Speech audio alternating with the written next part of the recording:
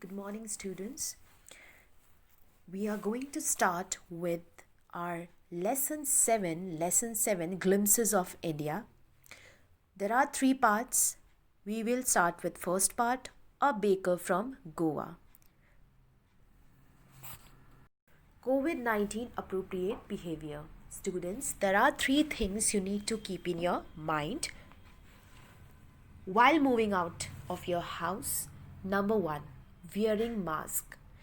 Wearing mask is mandatory and you should not forget to wear a mask when you move out of your house. It's one of the most important preventive measure you can take. Second is maintaining social distancing of 6 feet. When you are going out anywhere, make sure that you are standing away from others from 6 feet. At least 6 feet you are away from the others. Third is hand hygiene. Always carrying a sanitizer with you when you are going out, and after coming back to home, before the entry, just make sure that you have a hand wash outside there. You can wash your hands and then enter inside. So students, these are the three things. If you adapt in your daily life, then there will be no harm to your family and of course to yourself. So I hope that you will follow these and have a good healthy life.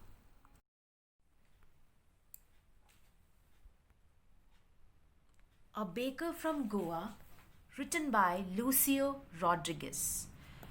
There are certain points you can look at here. We'll discuss, okay? Number 1, what images of places and people come to your mind when you think of our country? The things that come to your mind, just think about it and answer. The culture, tradition, languages, dresses, religion. So there are many more things. What parts of India have you lived in or visited? Can you name some popular tourist destinations? India is full of popular destinations from top to bottom, from west to east. But if we talk about some famous spots we have here is down top is Leh Ladakh, Shillong, Meghalaya, Darjeeling, Jodhpur, Jaipur, Rajasthan, Pondicherry, Kanyakumari, Goa, Mumbai. You have the metropolitan cities, you have the islands, Andamans, Lakshadweep. So there are many more beautiful places in our country.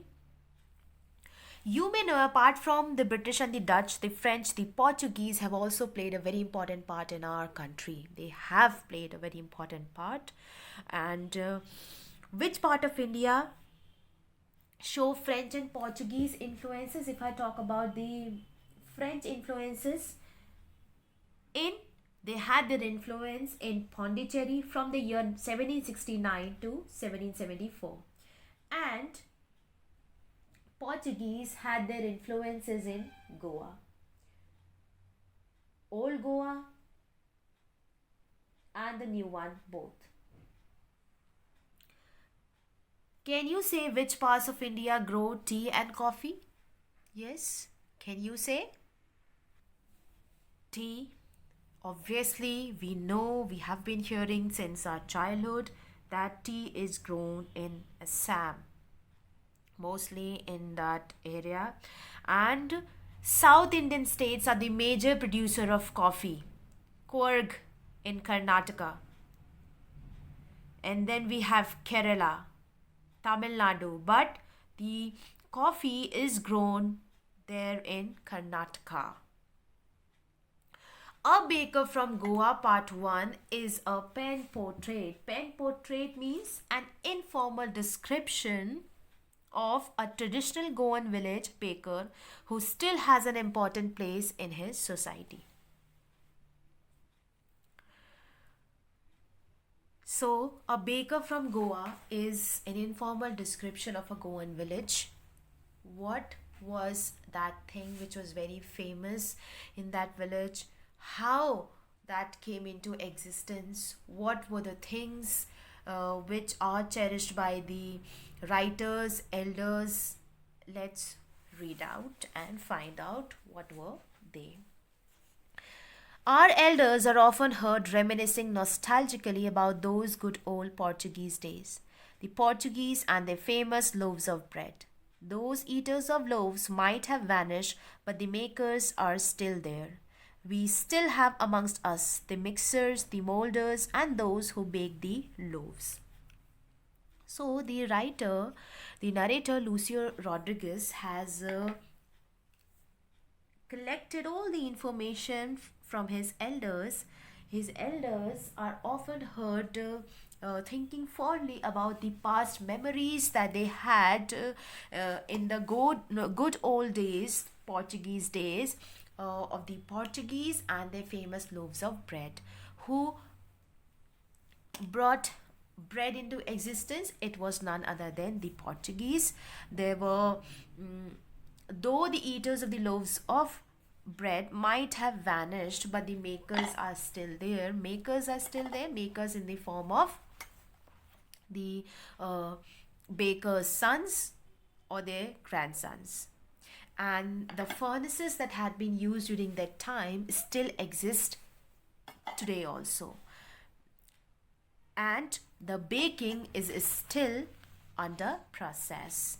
It has never stopped, and in the coming time it will not stop, because baking is a very essential part of the Goan village.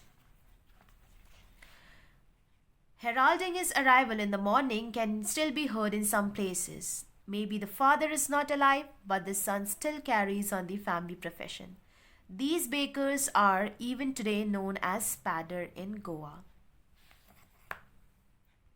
The arrival of these bakers are still heard in some places of the Goa, because the father is still not alive, is not alive today, but the son still carries the family profession. And these bakers are known as padder in Goa.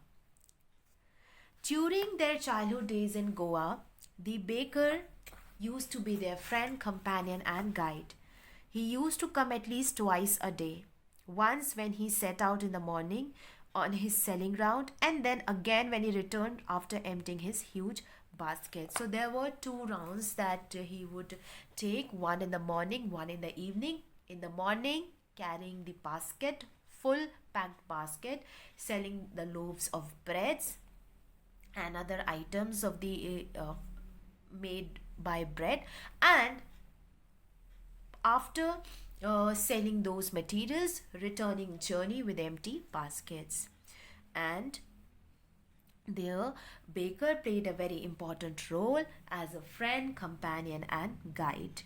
But all the children would be sleeping in the evening time, and they would get up from their sleep by hearing the jingling sound, by hearing the sound of the bamboo staff on the ground, and they would run to see the clans, to have a look at those at the baker, at the padder. But why was it so? Why they were so happy and excited about? Was it for the loaf of bread? No, it was not for the love of the loaf, but for the love of the bread bangles that they chose carefully. Sometimes it was sweet bread of special make.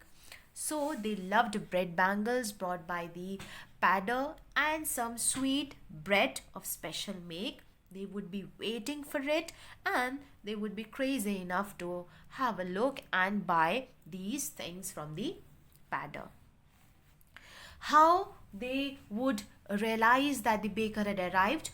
They would make out that the baker had arrived from the jang jang sound that was produced by the bamboo staff. The padder would be carrying a bamboo staff and a basket with loaves of breads on his head. He would arrive at the place and would bang the bamboo staff on the ground, producing jang jang sound, and everybody would realize that the padder has arrived, and they would come out to buy it. Especially the maid servants would come out of the houses to get these loaves of bread, and it was an essential food item in every house during that time. First, the padder would greet the lady of the house with good morning and then place his basket on the vertical bamboo. The kids there were pushed aside with a very mild rebuke, not in a very bad way, but they were pushed aside, and the loaves would be delivered to the servants. But still, the children would not give up. They would try every possible thing to have a look at the bread bangles. They would climb up to the benches. They would climb up to the parapet. There is a word called parapet here. Uh, Parapet is a low protective wall along the edge of a roof, bridge, or balcony. They would climb up the benches and the parapets to peep into the basket to find whether the padder had got them bread bangles or not, because they were in love with those bread bangles. The children there did not even care to brush their teeth or wash their mouth properly, and the writer says, why should they be? Why? Because the tigers never brush their teeth, and who would take this trouble to pluck the mango leaf and then waste time in brushing up the teeth? So these are the few lines that has been written by the narrator, that has been written by the writer, just to give an humoristic effect to his writing. He says that brushes tigers never brush their teeth, and who would take this pain to pluck the mango leaf and then brushing, wasting time. And after that, when they get up in the morning, hot tea could wash and clean up everything so nicely after all. So why to take this pain of brushing their teeth and wasting their time, and when they can have these bread bangles without washing their face and brushing their teeth? During the marriage season, during that time, marriages were meaningless without the sweet bread known as the bowl. Again, this item was made from the bread, and it was considered to be very auspicious and precious in the marriage ceremonies, and the party was incomplete, the feast was incomplete without bread. This shows that how important a baker can be for a marriage, for a village. The lady of the house must prepare sandwiches in the engagement of her daughter, and it was a compulsory custom that had been followed by everyone in the village. Cakes and bolenhas. What are bolenhas? Bolenhas are a small hard ball of glasses that children play with. So cakes and bolenhas are a must for every Christmas party that they had. Again, cake is an item made from the bread. The presence of the baker's furnace in the village is absolutely essential. The furnace was an essential part of everyone's life in the village, and it should be present there to bake these items. The baker or bread seller of those days had a peculiar dress known as the kabai.